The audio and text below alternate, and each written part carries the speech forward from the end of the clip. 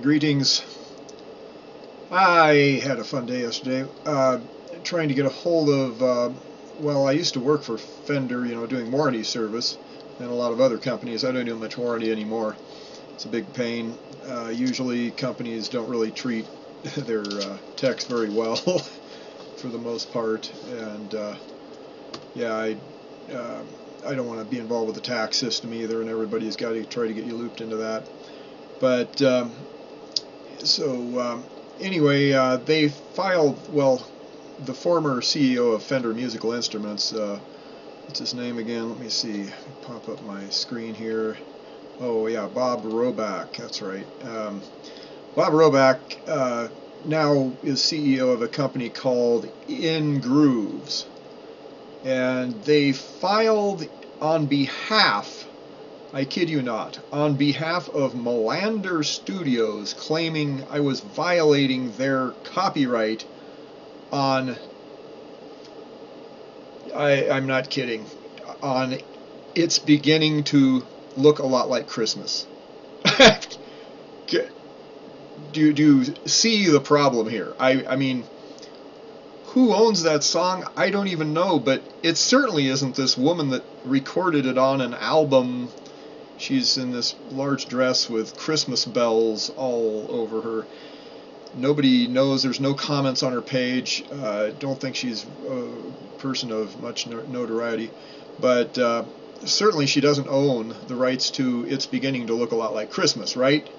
Well, I didn't even record It's Beginning to Look a Lot Like Christmas. I recorded It's Beginning to Look a Lot Like Jail Time, a parody about Hillary Clinton's predicament.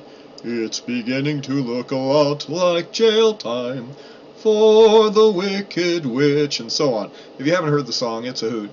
I'll take a sidetrack here. I looked up, the sidebar on some things while I was looking at it, and I realized similar topic songs that mock Hillary Clinton, most of them sound like they're done by a 3-year-old. I mean, they're not very good musically or lyrically, and sadly, I guess, they're on, I noticed 1,000-ish views, 1.1 thousand views, subscribers, excuse me, to 1,700 subscriber range on videos that had hundreds of thousands and millions of hits for these low production value things. I mean, I just took a karaoke track. I mean, I'm not saying I spent an enormous amount of time on mine, but at least I had solid lyrics and sang the track well, I think, and well enough to do what I wanted to do. I was kind of doing funny stuff at the end to try to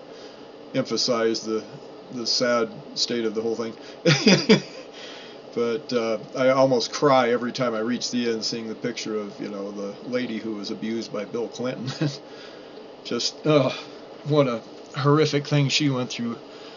Husband was killed, probably, in the whole thing too. But anyway, the claim, back to the claim. Well, no, first, let me finish that up.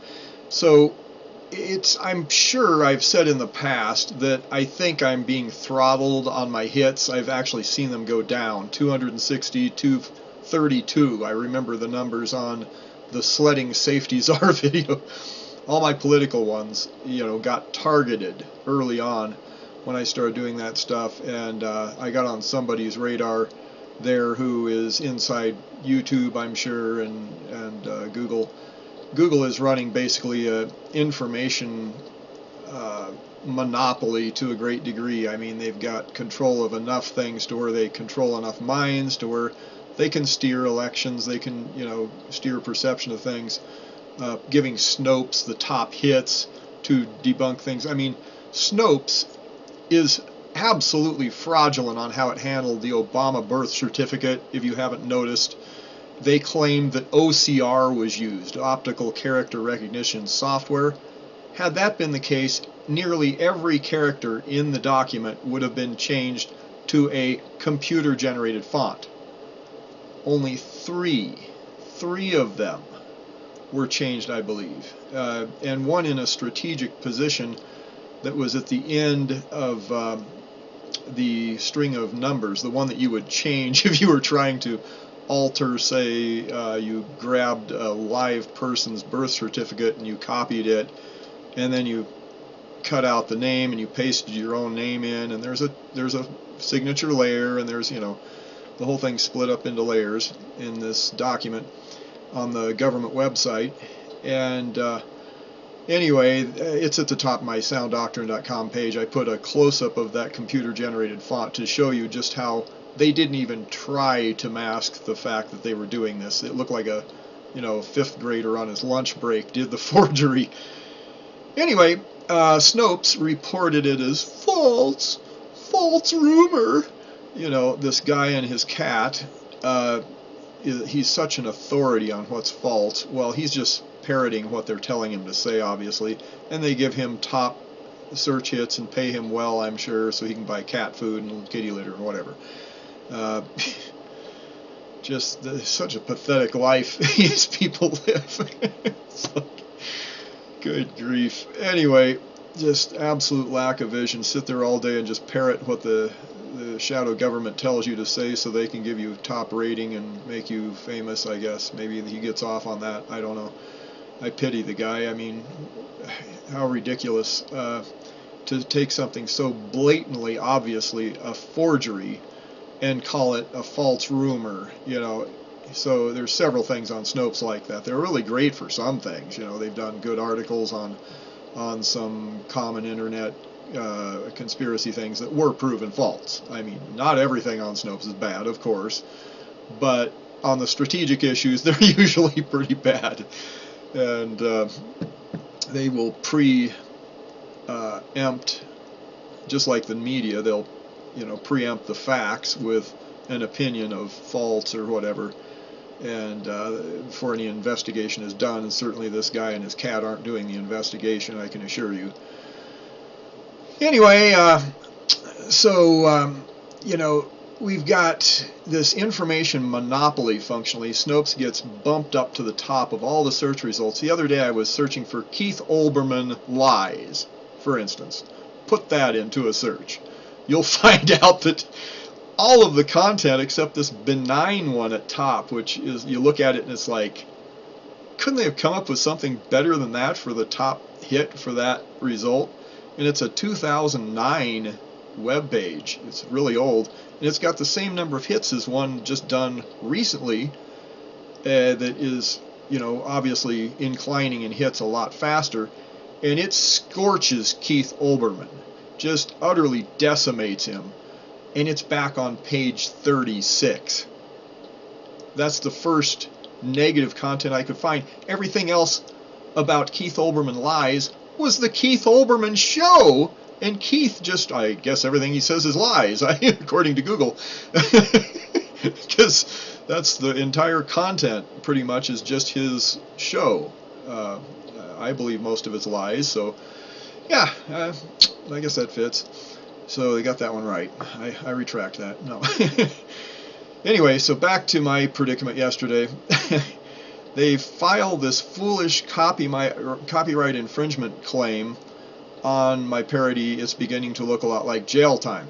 Now, not only is it not the same song as they're claiming, the lady obviously doesn't own the song they're claiming, and I'm not monetizing anything, so I have the right to take a karaoke track and sing over it if I want to. I'm not making any money on it.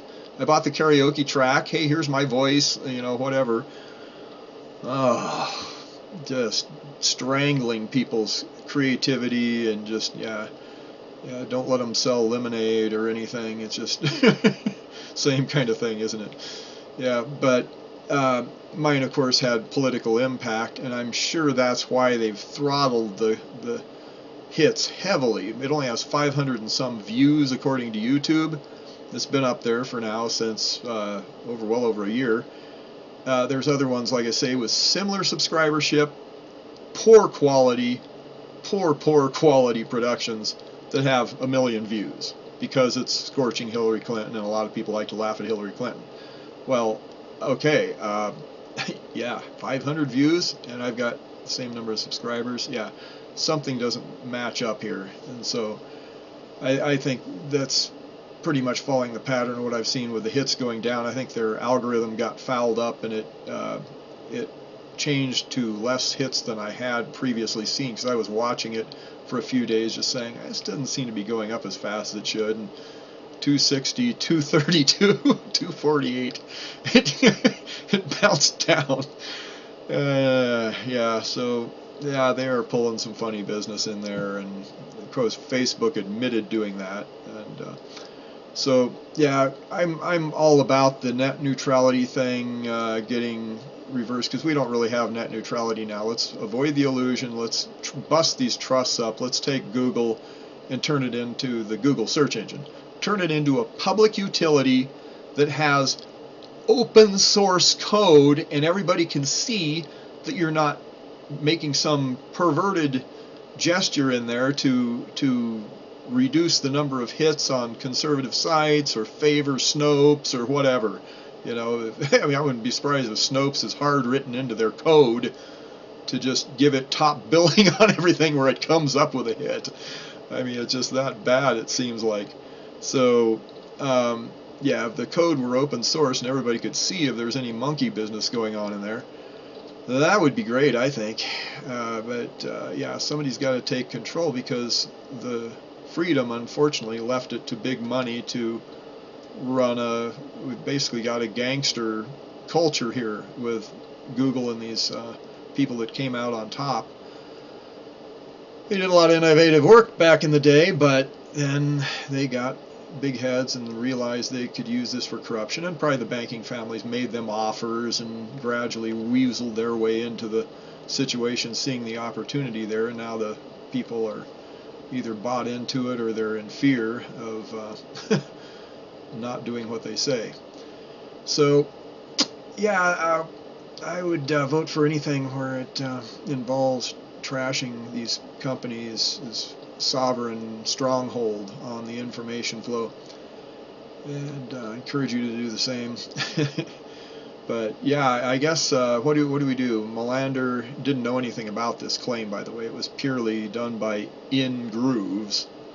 INgrooves is the culprit here, and their robot may have gone kooky, you know, but I had to do this twice. I had to go twice and threaten lawyers before, and call, leave messages, all this stuff, find out who. There's no way to communicate with them. It's on their site except for fill in the blanks, and you know how that works. They'll just ignore it. So I left a message at the guy's home. I finally found Bob Roback's home number, I think, and left a message, but he never got back. So anyway, yeah, I assume that was his. His wife finally answered after she was going to let me leave a message, but I said, no, it just rang and rang. Please just write a hard message for me, because I don't think it's going to pick up. It just rang like 30 times or something when I called the first time. Okay, well, anyway, just thought I'd drop news on that, and encourage anybody that's having this happen. You just have to keep saying, no, it's mine, it's mine. You have to tell them twice, and then they go, oh, okay. After 2 days or whatever. Really annoying. But why don't they have it where if you're not monetized, it should run some rigorous engine that double checks it in Google. They should have their own engine that double checks and makes sure it's not copied content, and if it is copied content, of course, even for non-profit, you can't take somebody's work and just redistribute it freely. But yeah, if you pay for a karaoke track and you sing your own voice over it, I don't think there's anything wrong with that. I think that's fair use. Comment below if you've got any insights on that. But parodies are certainly declared fair use, I think, in every respect, if you do all your own lyrics. I, of course, have It's Beginning to Look a Lot Like. I have that many lyrics in common in the whole song, I think. That's about it, right?